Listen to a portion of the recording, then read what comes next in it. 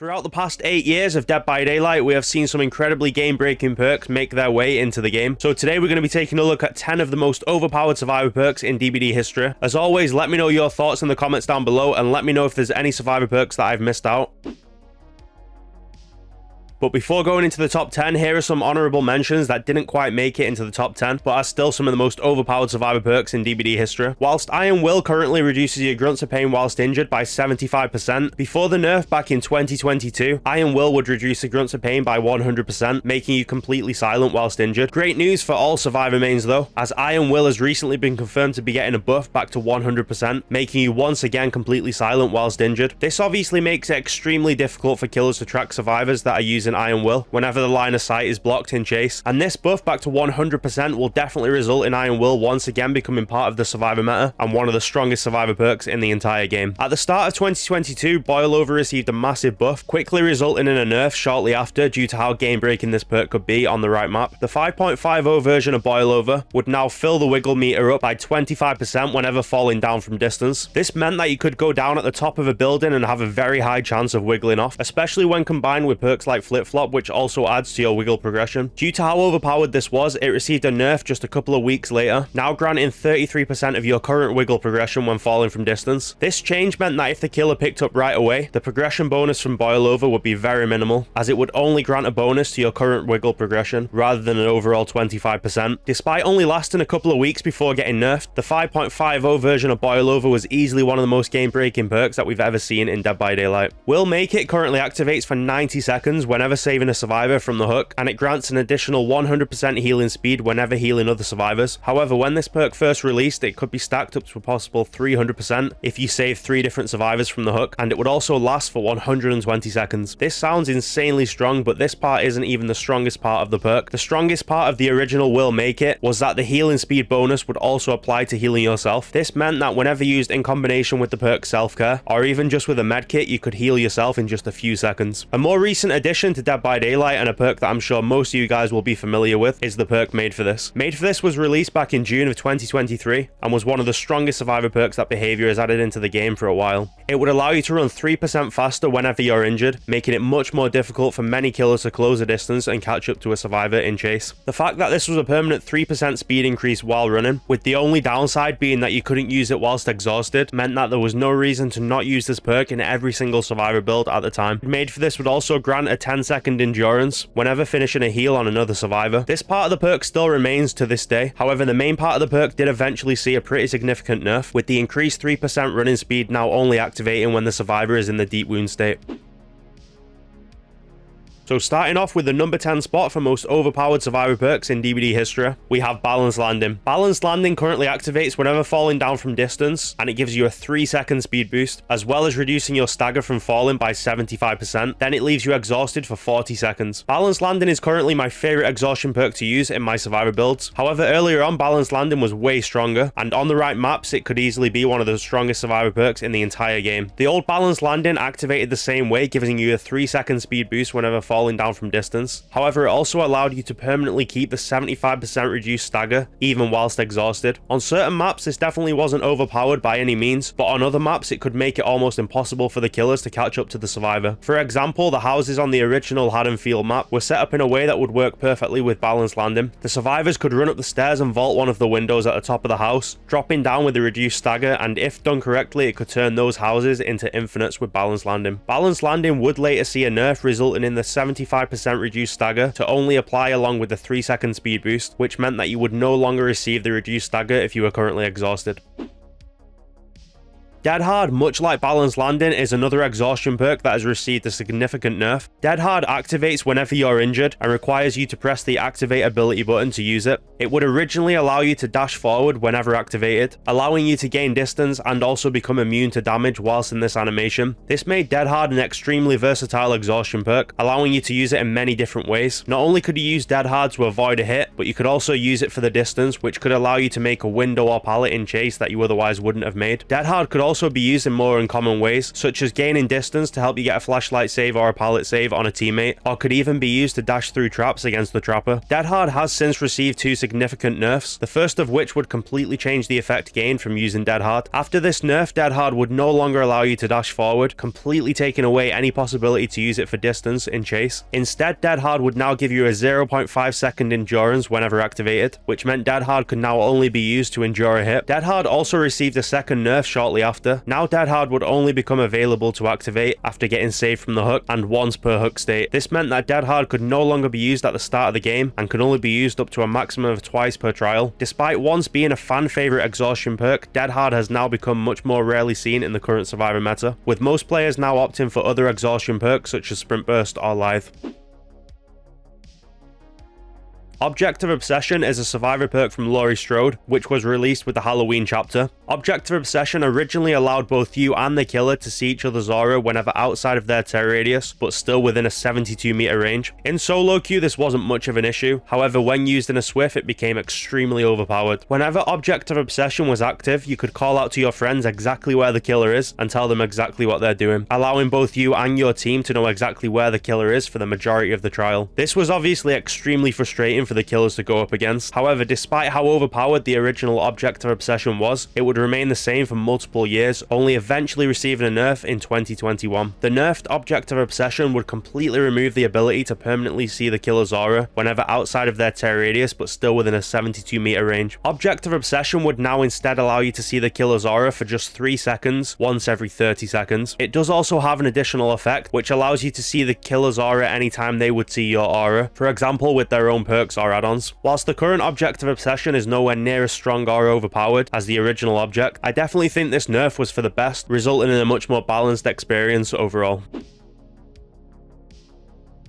Boon Circle of Healing was released back in 2021 and was the very first boon perk in Dead by Daylight. Circle of Healing originally allowed survivors to heal themselves within a 24 meter radius of the boon totem, as well as receive a plus 100% speed increase whenever healing other survivors. Due to how strong and efficient Circle of Healing was, it quickly became part of the Survivor meta and was one of the most popular Survivor perks in the entire game. Circle of Healing was nerfed shortly after release, with the 5.50 version of this perk now giving a plus 75% increase to healing rather than a plus 100%. Despite this, Circle of Healing was still seen as too overpowered by many, resulting in another nerf shortly after. This time it would offer a 50% increase to healing other survivors, making it only half as efficient as it was upon release. Sometime later, Circle of Healing received yet another nerf, which at the time of recording this video is the final time that Circle of Healing has been changed. After this final nerf, behavior would completely remove the ability to heal yourself with Circle of Healing, with the healing speed whilst healing other survivors bumped back up to plus 100%. You also now get to see the aura of any injured survivors that are within radius of the boon totem. Despite once again being able to heal other survivors at plus 100% speed, Circle of Healing is nowhere near as popular as it once was. Now having to rely on teammates to heal you rather than also being able to heal yourself made this perk much less desirable to many players.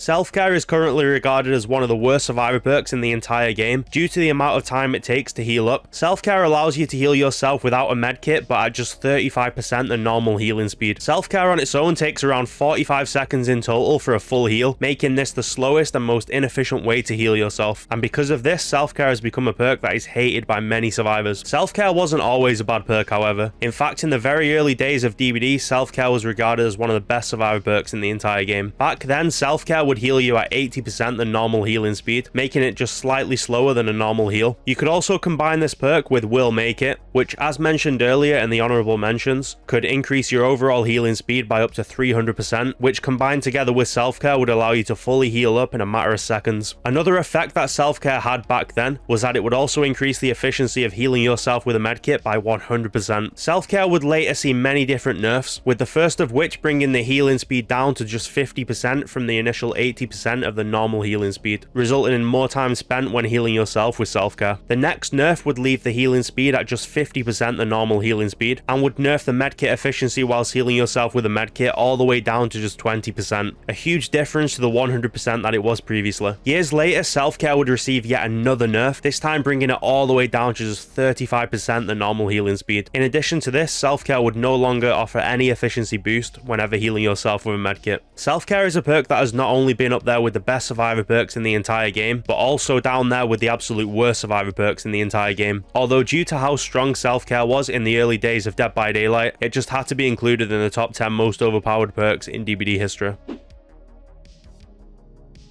Much like Self-Care, Decisive Strike is another perk that has received many different changes over the years. The most overpowered version of this perk came in the 1.40 version of Dead by Daylight. This version of Decisive Strike allowed you to instantly hit a great skill check when you were down and picked up by the killer, so long as you were the obsession. Decisive Strike also increases your chance to be the killer's obsession, a part of the perk that remains to this very day. This meant that back then, killers had to down their obsession 4 times in order to kill them, as it was almost guaranteed that the obsession would be used in Decisive Strike. With this version of Decisive Strike, you could still use it even if you were not the obsession, although it would have somewhat of a different effect. If you were not the obsession, you would get the skill check to escape the killer's grasp at 35% wiggle progression, which meant that you could use Decisive Strike unless there was a hook very close to where you went down. This would have made it possible for all 4 different survivors to use Decisive Strike in just one trial. Decisive Strike would later receive a nerf. Now it would only activate for 60 seconds after getting saved from the hook, with it now being a perfect counter to tunneling killers. It would eventually receive yet another nerf, this time resulting in the perk deactivating before the 60 seconds were up if you started doing any actions such as repairing a generator or cleansing a totem, for example. Since then, Decisive Strike has received multiple changes to the stun duration, the first of which would result in stunning the killer for just 3 seconds, a huge nerf to the 5 seconds previously. This would later be changed back to 5 seconds though, then once again changed, this time to 4 seconds, and as of right now this is the final time Decisive Strike has been changed. Whilst Decisive Strike is still a pretty strong survivor perk, and one that will prevent you from being tunneled by the killer, it is much weaker than it was in the earlier days. Back then, Decisive Strike was easily one of the best and most overpowered perks in DBD history. Borrowed Time currently increases both the endurance and haste effect by 10 seconds whenever saving a teammate from the hook. Whilst this seems like a good perk to help out your teammates, the majority of the time it is completely unnecessary, as survivors already get both haste and endurance when being saved from the hook. However, in the earlier days of Dead by Daylight, this wasn't the case, which meant that Borrowed Time was essential to saving your teammates from the hook whenever the killer was around. The original Borrowed Time would give both the survivor saving their teammate from the hook and the survivor who's being unhooked the endurance status effect for 20 seconds. However, there was one downside to this. Any survivor put into the deep wound effect this way would eventually bleed out after 40 seconds. Despite this version of Borrowed Time is easily the most overpowered, as it protected both survivors rather than just the survivor who was being saved from the hook. Also, 40 seconds was still a pretty long time and would often be enough time to escape through the exit gates, or even buy enough time for your teammates to finish the last remaining generator. Before the endurance and haste effect was added by default to any survivor that had been saved from the hook, Borrowed Time was essential to any meta survivor build due to the ability to combat both camping and tunneling killers.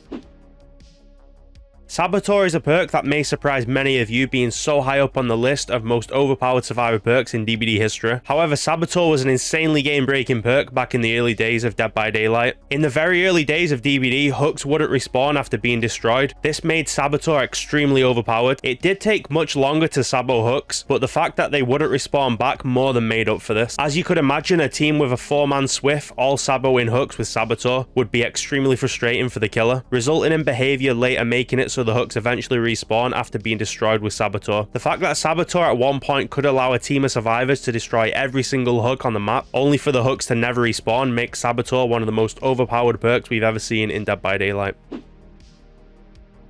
Mettle of Man is easily one of my favourite survivor perks in the entire game. It activates after taking 3 protection hits for your teammate, then the next time that you will be put into the dying state from the injured state is ignored, allowing you to take an additional hit without going down. Whilst not a strong or meta perk by any means, it's definitely a fun and rewarding perk to use. However, this wasn't always the case. When Mettle of Man was first released, it was easily one of the best, if not the best survivor perk in the entire game. The original Mettle of Man mostly functioned the same way, but with one major difference. Now you only had to take 3 basic attacks rather than 3 protection hits. This meant that against regular M1 killers, Mettle of Man would give you many extra health states completely free. I'm not even sure how Behavior even considered this idea, let alone adding it into the game. Needless to say, Mettle of Man was nerfed shortly after being added to the game, now requiring 3 protection hits rather than 3 basic attacks. This fixed Mettle of Man from being completely overpowered and made it much more difficult to activate. There was also a point in time where Behavior reworked Mettle of Man, now requiring just 2 protection hits instead of 3, but it would put you into the deep wound effect after activating. This change didn't last long, however, as it was quickly reverted back to the 3 protection hits and no deep wound effect upon activating, but the 2.6.3 version of Mettle of Man was easily one of the most overpowered perks we've ever seen added to Dead by Daylight.